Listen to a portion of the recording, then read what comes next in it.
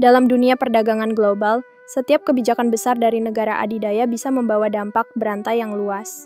Salah satu yang tengah jadi sorotan saat ini adalah rencana Presiden Amerika Serikat, Donald Trump, untuk kembali menerapkan tarif super tinggi pada produk-produk impor dari luar negeri, terutama dari China dan Vietnam.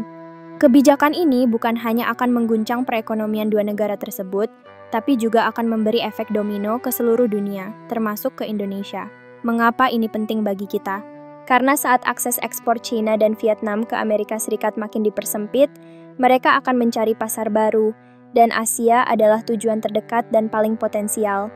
Salah satu negara yang kemungkinan besar akan jadi target ekspansi besar-besaran adalah Indonesia.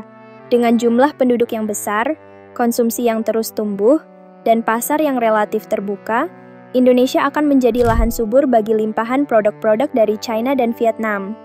Dari barang elektronik murah, tekstil, sampai kebutuhan sehari-hari, pasar kita bisa dibanjiri dalam waktu singkat. Tentu, ini terdengar seperti peluang bagi konsumen. Harga barang mungkin lebih murah, pilihan lebih banyak, dan persaingan semakin ketat. Tapi, mari kita lihat lebih dalam. Siapa yang sebenarnya akan paling terkena dampaknya?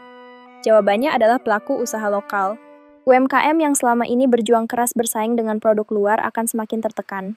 Produk mereka bisa jadi kalah harga, kalah promosi, dan akhirnya kalah di pasar sendiri.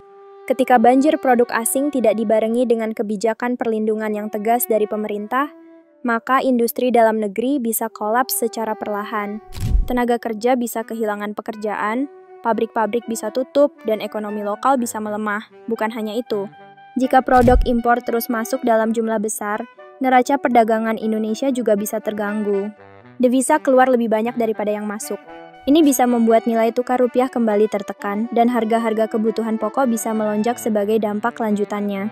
Dalam jangka panjang, ini bukan sekadar soal perdagangan. Ini adalah soal kedaulatan ekonomi.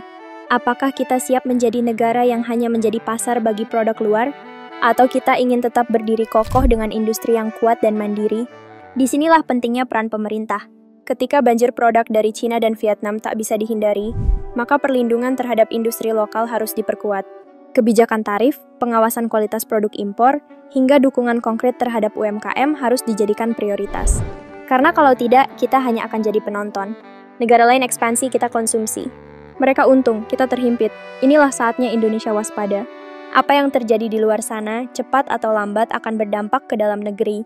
Dan jika kita tidak siap, maka limpahan produk murah itu akan jadi badai yang menghantam sendi-sendi ekonomi bangsa. China dan Vietnam sedang bersiap.